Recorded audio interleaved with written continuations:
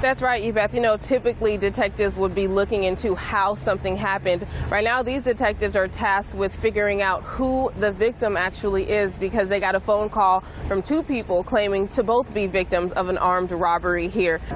Now, Greg, this all happened around 2 o'clock this morning, and it stemmed from an argument. Now, right now, you can see there's still deputies here at the scene, and this crime scene is pretty spread out. Now, you'll notice there's a little bit of debris on the ground. That is where one of the victims was shot, and that person later died at the hospital. But this all started at the Graffiti Junction. It's a restaurant right here next to the movie theater, and we're told that an innocent bystander was struck here right outside of the Liam Fitzpatrick bar. Now, we did get a chance to speak with one of the public information officers with the Seminole County Sheriff's Office. Now, just take a listen to what she says. She says deputies got here within seconds, and that could have saved several lives. Well, anytime we can get law enforcement here quickly, it's a good thing. So we know that because of that, we were able to also get help to the victims as quickly as possible. But fortunately, in this situation, we have everybody involved. They are speaking to deputies, and hopefully we'll have more for you later.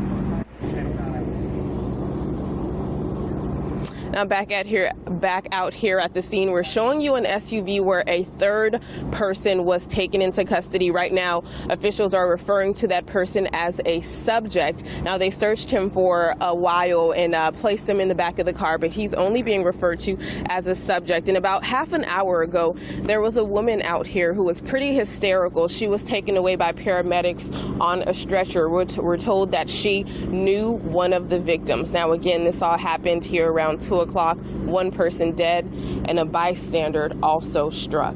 Greg, back to you. Deborah Souverain, thank you very much. That's right, Yvette. And the overall tone of John Mina's briefing was that this is a very serious and active situation. Serious because this suspect has barricaded himself inside of an apartment. He's believed to be armed, and we're told that he has 4 hostages with him, all of whom are children. We're told the youngest one is 1 year old, the oldest is 12. Now take a listen to what we just heard from John Mina. He has 4 hostages, all children, ages from 1, 7, 10, and 12. So SWAT is out there. We're trying to negotiate with the subject so he peacefully surrenders. Now, according to Chief John Mina, this all started after the Orlando police got a phone call about a woman who said that her boyfriend had just beat her.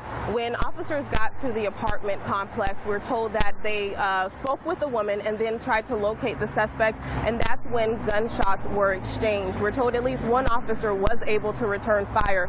Now, as far as this officer who was injured, we're told that he just got out of surgery. It was a very serious injury. He wasn't able to tell us where the officer was shot, but we're told it was a very serious injury, and right now they're just asking for prayers from the community, and they also want people to steer clear of the Westbrook apartments where they are still working to try to get this suspect out of the apartment complex in his apartment, and as you heard from John Mina, end this all peacefully because he does have those 4 children as hostages, and we're told that some of those children are his own. Now, once we do get more information, we will pass it along. Live this morning in Orlando, Deborah Souverain, Spectrum News 13. That's right, Yvette. You know, you said earlier that you can't even imagine. I'm sure that's how a lot of people are feeling that are waking up to this horrible news. It's really difficult to digest. One of the victims, the youngest one, was just 1 year old, and I'm sure this is surreal for the people living around here who are now waking up to learn that they've been living next to someone who could commit such horrific crimes. Now, I want to show you the scene out here. You'll notice there is an officer out here, but also just towards the back, there are at least 6 OPD units still at the scene here, continuing to process the scene and as they continue with this investigation. Now, this all started after 11:45 on Sunday when Gary Lindsay's girlfriend called police to report that he had beaten her. When police approached him, he began firing at them, hitting one officer. He then barricaded himself inside of his apartment with 4 young children.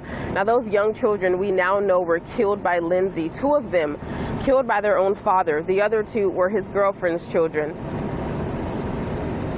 We tried to introduce one of our phones, and when we did that, we noticed one of the children were obviously deceased, and that's when we decided to start our plans to make entry and try and rescue the rest of the children.